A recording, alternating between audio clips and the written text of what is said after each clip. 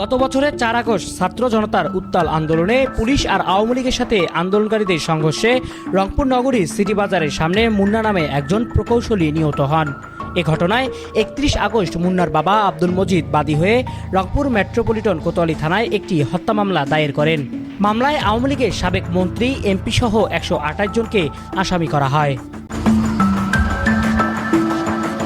মামলাটির তদন্তের দায়িত্ব এসআই সেলিমকে দেয়া হলেও পরবর্তীতে বদলিজনিত কারণে তদন্তের দায়িত্ব পান এসআই মুস্তাফিজার রহমান।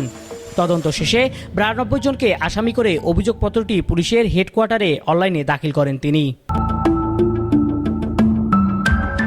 এসআই মুস্তাফিজার রহমান জানান, অভিযোগপত্রটি কোতোয়ালি থানার ওসি আতাউর রহমানের মনোপুত না হওয়ায় বিপত্তি বাধে।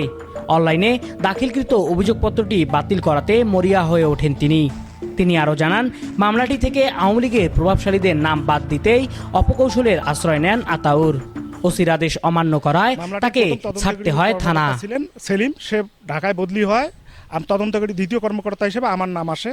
পরে আমি মামলাটি তদন্ত সম্পন্ন করি এবং আমাদের মেট্রোপলিটনে অপরাধ সভায় এপ্রিল মাসে মামলাটি নিষ্পত্তি করার জন্য সর্বসম্মতিক্রমে সিদ্ধান্ত হয় এবং আমরা পুলিশ হেডকোয়ার্টারকে এটা জানিয়ে দিই যে এই মাসে মামলাটা নিষ্পত্তি করা হবে।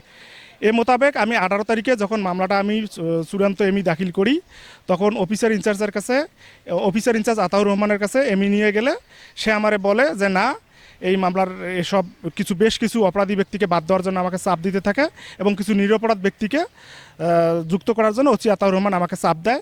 সে বলে যদি আমি তার মন মতো চার্জশিট না দিই তাহলে সে আমাকে প্রশাসনিক বদলি করাবে, চাকরিচ্যুত করাবে এবং যেভাবে হোক আমি যদি চার্জশিট দাখিলও করি সে দাখিল বাতিল করাবে এবং আমার বিরুদ্ধে বিবেকীয় যত ধরনের ব্যবস্থা নেওয়ার দরকার সব ধরনের ব্যবস্থা নেবে। মুন্না হত্যা মামলার তদন্ত নিয়ে আইজিপি, পুলিশ কমিশনার সহ বিভিন্ন জায়গায় অভিযোগ দেন এসআই মুস্তাফিজার। তবে এ বিষয়ে রংপুর মেট্রোপলিটন কোতোয়ালি থানার ওসি আতাউর রহমান বলেন, এসআই মুস্তাফিজার নিজের অপকর্ম ঢাকতে এইসব করছেন বলে জানান তিনি।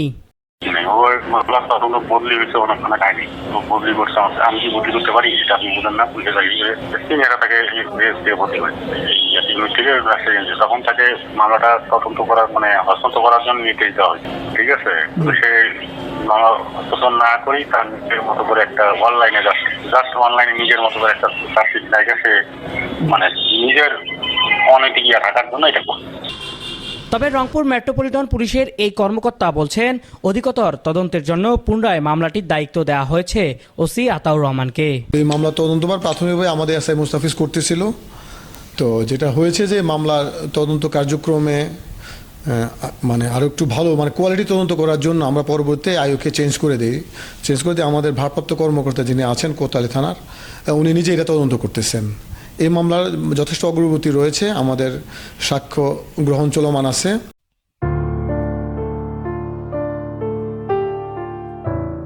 শহীদের পরিবাররা বিচারের আশায় বুক বেঁধে আছেন, অথচ এইসব গুরুত্বপূর্ণ মামলা নিয়ে চলছে নাটক আর তামাশা।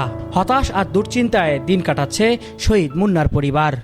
মামলা যদি সঠিক তদন্ত হয় তাহলে অবশ্যই বিচার হবে, আর সঠিক তদন্ত না হলে তো বিচার হবে না। হবে কি হবে না, সুষ্ঠু তদন্তের মাধ্যমে এটা যে কোনো সংস্থায় হোক বা সিআইডি হোক, যার কাছে হোক, সুষ্ঠু তদন্ত করি আমার ছেলের হত্যার বিচার চাই।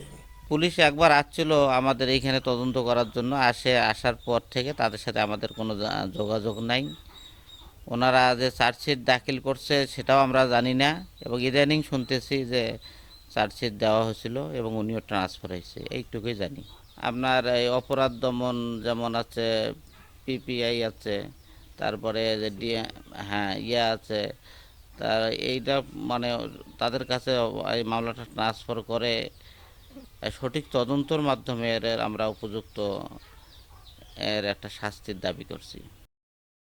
বৈষম্য বিরোধী ছাত্র আন্দোলনের নেতারা বলছেন, আওয়ামী লীগ পুনর্বাসনে প্রশাসনের অনেকে এখনো পর্দার আড়ালে কাজ করছে। উপযুক্ত প্রমাণ পেলে তাদেরকেও আইনের আওতায় আনার দাবি জানান তারা। আমাদের মেট্রোপলিটনে যে 2-1টি মামলা আছে এগুলো অনেক সময় কাদা ছোড়াছুড়ির একটি বিষয় আমরা লক্ষ্য করা যায়। তারপর আমাদের রংপুর মেট্রোপলিটন পুলিশের উপর অনেকটাই ভরসা আছে যে তারা মামলাগুলো অন্যান্য সংস্থার তুলনায় একটু দ্রুত গতিতে আগাচ্ছে। আমরা যে কথাগুলো শুনতে পাচ্ছি এই কথাগুলোর সত্যতা যদি যাচাই হয়ে থাকে তাহলে আমরা আশা রাখবো যে পুলিশের যে বিভাগীয় ব্যবস্থা আছে, এই বিভাগীয় ব্যবস্থা নেবে এবং তারা একটা তদন্ত করবে এই বিষয়ে। একজন বিপ্লবী হিসেবে আমাদের প্রত্যাশা থাকবে যে যাদের নাম মামলায় আছে সঠিক তদন্তের মাধ্যমে তাদের বিচারটা দেওয়া হোক, কিন্তু আসলে তদন্ত না হওয়ার আগেই যে তাদের নাম কাটাকাটি, এই বিষয়গুলো আসলে আমাদের বিপ্লবকে প্রশ্নবিদ্ধ করে এবং গণঅভ্যুত্থানের যে স্পিরিট সেই স্পিরিটটাকে দাবায় রাখে।